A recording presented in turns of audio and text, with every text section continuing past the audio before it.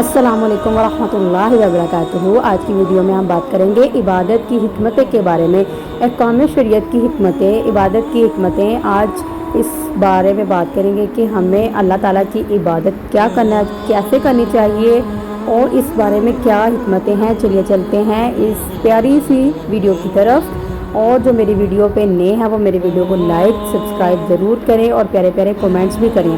اللہ کریم نے انسان کو اشرف المخلوقات بنایا اور انسان کو زمین میں اپنا خلیفہ ارشاد فرمایا، لیکن اللہ کریم کا نائب و خلیفہ ہونے کا یہ مقام و شرف صرف اس انسان کا حق ہے جو عبد یعنی اللہ کا بندہ بن کر رہے اور کبھی اپنی حدود سے تجاوز نہ کرے۔ اور ہم کیا کر رہے ہیں؟ ہم دنیا میں مگن ہو کے اللہ کی حدود کو پامال کر رہے ہیں۔ اللہ تعالیٰ ہمیں نیک کام کرنے کی توفیق عنایت فرمائے، آمین۔ بندگی ہی وہ واحد شے ہے جو بندے کو اس کے مالک حقیقی کے ساتھ مربوط رکھتی ہے اور اسے اپنے خالق کا تابع فرمان بنائے رکھتی ہے۔ تخلیق انسانی کا مقصد اللہ کی عبادت ہے، چنانچہ ارشاد فرمایا، وَمَا خَلَقْتُ الْجِنَّ وَالْإِنسَ إِلَّا لِيَعْبُدُونَ، ترجمہ کنز الایمان، اور میں نے جن اور آدمی اتنے ہی اس لیے بنائے کہ میری بندگی کریں۔ تو اللہ تعالیٰ نے قرآن پاک میں بھی ہمیں اسی لیے پیدا کیا کہ ہم اس کی عبادت کریں۔ اللہ تعالیٰ کو ہماری عبادت کی ضرورت نہیں تھی، وہ یہ صرف دیکھنا چاہتا تھا کہ میں نے خصوص بندوں کو اس لیے بنایا تو کیا میرے بندے میری اطاعت کو فالو کرتے ہیں کہ نہیں۔ آپ سب جانتے ہیں کہ ہم سے پہلے بھی کتنی امتیں آئیں اور انہوں نے کیا کیا؟ اللہ تعالیٰ کی بندگی نہیں کی، اور ان کا کیا حال ہوا وہ آپ سب جانتے ہی ہیں۔ معلوم ہوا کہ عبد یعنی بندہ بندگی و عبادت کے ذریعے ہی اپنے معبود سے مربوط رہ سکتا ہے، لہٰذا اسے چاہیے کہ اپنے رب کی عبادت بجا لائے کہ اسے یہی حکم دیا گیا ہے۔ کسی نے کیا خوب کہا ہے، زندگی عمد برائے بندگی، زندگی بے بندگی شرمندگی، یعنی زندگی ملی ہی بندگی کے لیے ہے کہ بغیر بندگی والی زندگی شرمندگی کے سوا کچھ نہیں۔ اب بات کرتے ہیں مین جو ہمارا ٹاپک ہے، عبادت کی حکمت کے بارے میں۔ یہی سوال پیدا ہوتا ہے کہ اللہ پاک نے ہمیں اپنی عبادت بجا لانے کا حکم کیوں دیا؟ کیا وہ ہماری عبادت کا محتاج ہے؟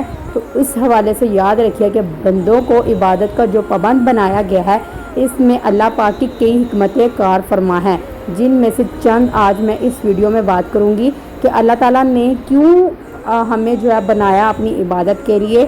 تو بہت ہی خوبصورت نالج والی ویڈیو ہے، آپ سب اس کو ضرور غور سے سنیں، اور جو میرے چینل پہ نئے ہیں وہ میرے چینل کو لائک سبسکرائب بھی کریں، اور اس طرح کی مزید انفارمیشن کے لیے میرے چینل کو وزٹ کریں۔ عبادت کا فائدہ بندے کو ہے۔ اللہ پاک بے نیاز ہے اور اس کو ہماری عبادت کی قطعاً کوئی ضرورت نہیں ہے، بلکہ عبادت کا حقیقی فائدہ بندے کو ہی ہوتا ہے، جیسا کہ اللہ تعالیٰ نے قرآن پاک میں فرمایا، ترجمہ اے لوگو اپنے رب کو پوچھو جس نے تمہیں اور تم سے اگلوں کو پیدا کیا، یہ امید کرتے ہوئے کہ تمہیں پرہیزگاری ملے۔ تفسیر الخزائن العرفان میں کہ تفصیل یہ بیان کی گئی ہے، اس سے معلوم ہوا کہ عبادت کا فائدہ عابد ہی کو ملتا ہے، یعنی بندے کو ہی ملتا ہے، جبکہ اللہ تعالیٰ اس سے پاک ہے کہ اس کو عبادت اور کسی چیز سے نفع حاصل ہو۔ اگر ہم اللہ تعالیٰ کی عبادت کرتے ہیں، نماز پڑھتے ہیں، برے کاموں سے روکتے ہیں، تو اس میں ہمارا ہی فائدہ، کیونکہ ہمیں بنایا ہی عبادت کے لیے۔ جب ہم غلط کام کرتے ہیں تو ہمیں کئی طرح کے ذہنی بیماریوں کا شکار ہو جاتا ہے، کئی بیماریاں لگ جاتی ہیں، یا کئی لوگ جو ہے ان کو کھانا جو کھا رہے تو ان کا فائدہ نہیں مل رہا ہوتا۔ تو ہم اللہ کی عبادت کریں گے تو ہمیں سارا ہی فائدہ ہوگا، ہماری صحت تندرست رہے گی، ہم مینٹلی سکون میں رہیں گے۔ اللہ پاک کے حق کی ادائیگی، بندوں پر اللہ پاک کا یہ حق ضرور ہے کہ وہ اس کی عبادت کریں، جیسا کہ شاہ ولی اللہ محدث دہلوی رحمۃ اللہ علیہ حجت اللہ بالغہ میں فرماتے ہیں، آدمی پورے یقین کے ساتھ اس بات پر ایمان رکھتا ہو کہ بندوں پر اللہ پاک کا یہ حق ہے کہ اس کی عبادت کرے، اور اللہ پاک کا یہ بھی حق ہے کہ وہ اپنے بندوں سے عبادت بجا لانے کا اس طرح مطالبہ فرمائے جس طرح دوسرے اہل حقوق اپنے حق کا تقاضا کرتے ہیں۔ جیسا کہ ایک دن حضرت معاذ بن جبل رضی اللہ عنہ سے دریافت فرمایا، کیا تم جانتے ہو کہ اللہ پاک کا اپنے بندوں پر کیا حق ہے اور بندوں کا اس کے ذمہ دار کون سا حق ہے؟ عرض کی، اللہ اور اس کے رسول ہی بہتر جانتے ہیں۔ تو ارشاد فرمایا، اللہ پاک کا اپنے بندوں پر یہ حق ہے کہ وہ اس کی عبادت کریں اور کسی کو اس کا شریک نہ ٹھہرائیں، جبکہ اللہ پاک پر بندوں کا حق یہ ہے جس نے شرک نہیں کیا وہ اس کے عذاب سے محفوظ رکھے۔ اللہ تعالیٰ نے قرآن پاک میں فرمایا، میں تم سب اے مسلمانوں، میں تم سب کے سارے گناہ معاف کر دوں گا، لیکن سوائے اس کے کہ وہ شرک ٹھہرائے، یعنی مجھے خدا ماننے کے بجائے اللہ معافی دے کسی اور کو خدا مانے۔ تو اللہ تعالیٰ ہمیں ایسے گھٹیا گناہوں سے محفوظ رکھے اور اللہ تمام طرح ہمارے گناہوں کو معاف کرے۔ اللہ تعالیٰ ہمیں شکر ادا کرنے کی توفیق عنایت فرمائے۔ شکر ادا کرنے کے لیے انسان کی فطرت میں یہ بات رکھی گئی ہے کہ وہ احساس شناس ہے، اور جب اس میں کوئی شک نہیں کہ انسان کا منعم حقیقی اللہ پاک ہے، تو اب اس پر لازم ہے کہ وہ اللہ پاک کی بے شمار نعمتوں کا شکر ادا کرنے کے لیے اس کی عبادت بجا لائے، کہ اس کی عبادت کرنا بھی گویا اس کے انعامات کا شکر ہی ہے۔ جیسے کہ اللہ تعالیٰ نے فرمایا اے داؤد والو شکر کرو۔ اس آیت کے تحت تفسیر قرطبی میں ہے شکر کی حقیقت یہ ہے کہ منعم یعنی اللہ کریم کی نعمت کا اعتراف کیا جائے اور اس نعمت کو اللہ کریم کی اطاعت میں استعمال کیا جائے، یعنی ایسا عمل کیا جائے جو شکر ہو، گویا نماز، روزہ اور تمام عبادات وہ بھی شکر ہی ہے، کیونکہ یہ شکر کے قائم مقام ہے۔ اور عبادت کے شکر کا بہترین طریقہ ہونے کے متعلق یہی بات کافی ہے کہ نبی کریم صلی اللہ علیہ وسلم نماز کی کثرت فرماتے، یہاں تک کہ پائے مبارک سوج جاتے۔ صحابہ کرام عرض کرتے حضور اس قدر کیوں تکلیف گوارا کرتے ہیں؟ آپ فرماتے ہیں اللہ پاک نے حضور صلی اللہ علیہ وسلم کو ہر طرح کی معافی عطا فرمائی ہے، تو ارشاد فرماتے ہیں تو کیا میں کامل شکر گزار بندہ نہ ہوں؟ یعنی نبی کریم صلی اللہ علیہ وسلم جو ہمارے آخری نبی ہیں، وہ اللہ تعالیٰ سے اتنی محبت کرتے تھے، وہ ہر ٹائم اللہ تعالیٰ کی عبادت کرتے تھے، تو حالانکہ ان کو ہر طرح سے معافی تھی، تو ہمیں تو خصوصاً عبادت کے لیے پیدا کیا۔ اور آپ سب دیکھ لیں ہم آج کے دور میں کیا کر رہے ہیں۔ اللہ تعالیٰ آپ کو اور مجھے عبادت کرنے کی توفیق عنایت فرمائے اور 5 وقت کا نمازی بنائے، آمین۔ اللہ کا قرب پانے کے لیے عبادت کی ایک حکمت یہ بھی ہے کہ بندہ عبادت سے اللہ پاک کا قرب پا کر اس کے قریب ہو جاتا ہے، جیسا کہ ایک حدیث قدسی میں ہے میرے کسی بندے نے میرے فرض کردہ احکام کی بجا آوری سے زیادہ محبوب شے سے میرا قرب حاصل نہیں کیا، اور میرا بندہ نوافل کے ذریعے میرا قرب حاصل کرتا رہتا ہے یہاں تک کہ میں اس سے محبت کرنے لگتا ہوں۔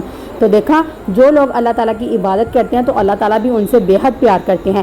قرآن کریم میں بھی عبادت کے بدلے اللہ پاک کی رضا پانے کو مسردہ مذکورہ ہے، جیسے کہ ارشاد ہوتا ہے ترجمہ کنز ایمان، اور تمہارے رب نے فرمایا مجھ سے دعا کرو میں تمہاری دعاؤں کو قبول کروں گا، بے شک وہ جو میری عبادت سے اونچے چیز سے تکبر کرتے ہیں ان قریب جہنم میں جائیں گے ذلیل ہو کر۔ اللہ اکبر۔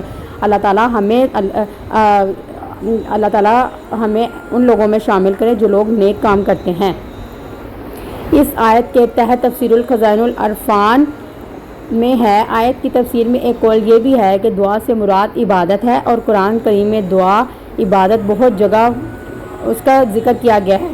حدیث شریف میں ہے کہ اس تقدیر پر آیت کے معنی یہ ہوں گے کہ تم میری عبادت کرو میں تمہیں ثواب دوں گا۔ امتحان اور بندگی کے ثبوت کے لیے عبادت میں اللہ کے حکم کی تعمیل اور بندگی کا عملی اظہار ہی نہیں بلکہ ایمان کا امتحان بھی ہے کہ کیا بندہ سستی، کاہلی یا دنیاوی مصروفیات کے مقابلے میں اللہ کی رضا کو ترجیح دیتے ہوئے عبادت کرتا ہے، جیسا کہ فرمان باری ہے۔ ترجمہ کنز ایمان، وہ جس نے موت اور زندگی پیدا کی کہ تمہاری جانچ ہو تم میں کس کا کام زیادہ اچھا ہے، یعنی کوئی زیادہ مطیع و مخلص ہے۔ روحانی سکون اور قلبی اطمینان پانے کے لیے عبادت دل کو سکون اور روح کو اطمینان بخشتی ہے، جیسا کہ قرآن مجید میں اللہ تعالیٰ نے فرمایا ترجمہ کنز ایمان، سن لو اللہ کی یاد ہی میں دلوں کا چین ہے، بے شک آپ خود غور کیجئے کہ جیسے آپ اللہ تعالیٰ کا ذکر کریں گے، عبادت کریں گے، آپ کو آپ کی زندگی بدلتی ہوئی نظر آئے گا، آپ کو خود آٹومیٹکلی سکون ملے گا۔ نیز ایک مقام پر حضور صلی اللہ علیہ وسلم کو کفار کی آمد اعزاز ثانیوں پر ملال سے چھٹکارے کا یہ طریقہ بتایا گیا۔